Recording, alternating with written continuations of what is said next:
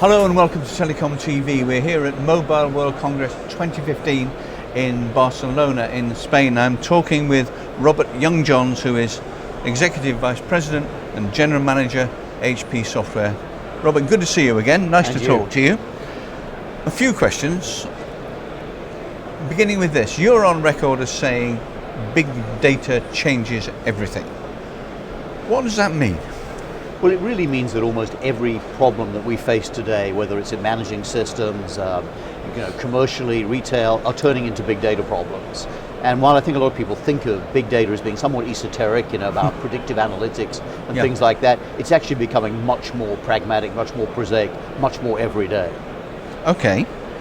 How then is big data impacting the mobility market? We've seen this show used to be about mobile phones and applications. We've got Oral-B toothbrushes over there now. That's how fast things are changing. Everything's about cloud virtualization, SDN, NFV, 5G, mobility and everything else. How is big data impacting mobility? Because it's so massive and so pervasive. Well, I think the great thing about what's going on in the industry right now is these devices are spinning out vast amounts of information. And I think everybody's got this uneasy sense that in this information there is some value. The question is, can you find it? So as your devices interact with the network, can you find more about how your users are behaving, how your consumers are behaving? Can you target things more accurately to them? And I think that problem is going to get bigger on a massive scale as you move to the Internet of Things and other devices attached to the networks. Sure. Can you tell us, it always helps under these circumstances, if you can give us a concrete example of what's going on. Can you give us some interesting use cases that illustrate what big data is and your strategy towards it? Again, particularly in relation to mobility. Yeah, I think one example is some work we're doing on application testing and application monitoring. A lot of people want to know exactly how does my user interact with my application. Not at the sort of functionality, but also the fine detail of how that interaction works. So we've got a great product called AppPulse Mobile that wraps itself around a mobile app and allows the provider of that app to look at every aspect of how the user is actually interacting with the app and what sort of experience the user is getting from it. So for example, a very common problem is a user may feel this app's not being very responsive. What's actually happening is the app is waiting for an ad server somewhere to serve an advertisement. Yeah. Now, if you know that, you can put a little threshold in your app to say, well, if I haven't got that ad served within, say, half a second, I need to move on because the user's going to get frustrated and go and do something else. These sort of monitoring tools are becoming widely available, but they create vast amounts of information. And what you need then is a good big data platform to allow you to actually get under the covers of that information and then reduce it back to, so what do I need to do to make my app better? And we've done some really interesting work in that area. Well, I've been talking to a couple of your colleagues over the past couple of days about this sort of area, and it seems that there's this notion, reality, that users, consumers are getting more intolerant and more impatient with what they see on their mobile device. And if it's not there immediately, some people say that an app can go in 2 seconds. It's not working, it's not fast enough, delete it. Take the star rating down. That affects the app company and the carrier, because on the revenue side, because they're losing revenue at one end, and nobody's going to take it up at the other because they're not going to go for a 1-star service. That's exactly right, but in fact, the 1-star versus 5-star is very much a lagging indicator. Oh, yeah. By the time you know, it's too late.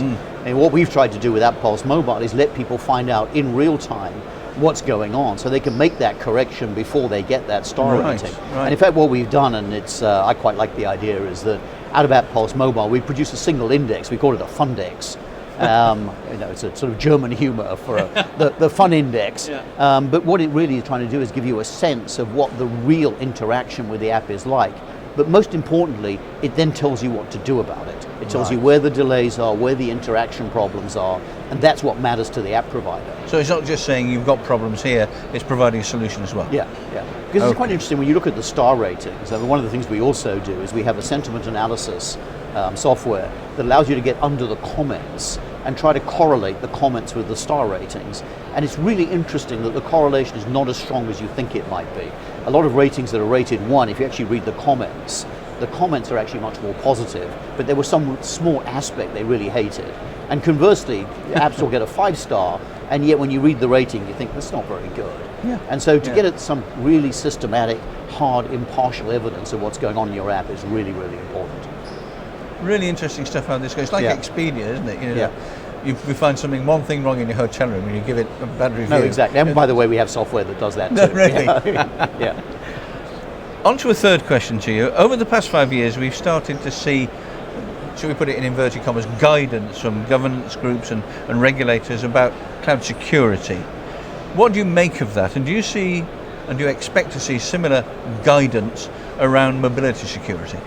Well, I think a lot's changing in the world of security, and it's quite interesting actually. If you look at some of the most notable breaches, security breaches the last few months, they've been nothing to do with cloud. They've been classic, the credentials got compromised, Sure. A supplier was given access to a network that shouldn't have been. And yet everybody likes to think, oh, it's the cloud, and therefore use it as an excuse for not moving to cloud. But it is changing the way people think about security. I think in the past people have thought about, you build a wall around your enterprise, you stop the bad guys getting in. And that's okay, but once you start to extend your network outside your traditional enterprise boundaries, that gets harder and harder to be effective. So what we're working on is whether you can take, again, big data analytics and you can apply them to the world of security.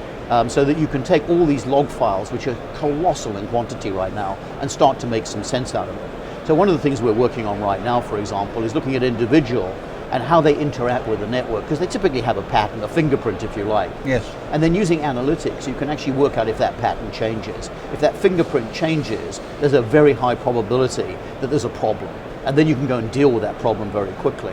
That's something that's only possible if you've got a very strong big data platform, Sure. Which is the approach we're taking increasingly, as opposed to trying to create walls and firewalls and antivirus, because our experience is they're too little, too late typically. Okay, final question to you, Robert, if I might. What have you seen that has most intrigued you as far as technology advancements over the past year or so? And if we're both here this time next year, and given how quickly things have changed, look at NFV. It wasn't a gleam in a mad scientist's eye a little more than 2 years ago, and look at it now dominating a lot of the industry.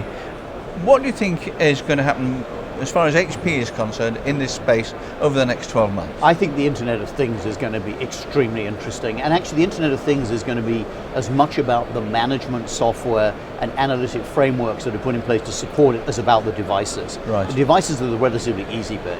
It's easy to get a Wi-Fi connected smoke detector or a HVAC controller or you name it, wearables and so on. I think what's going to be a lot harder is how you can build out the management software and testing frameworks for this vast explosion of devices. And that's an area we're very focused on, and we've got some really cool ideas about how you can actually bring enterprise class management to this whole new class of devices, so you can get real value out of it, as opposed to having just a chaotic proliferation of things out there. Yeah. Okay, fascinating stuff. Really is interesting to see what's happening. Robert Young-Johns, thank you very much indeed. Well, thank you.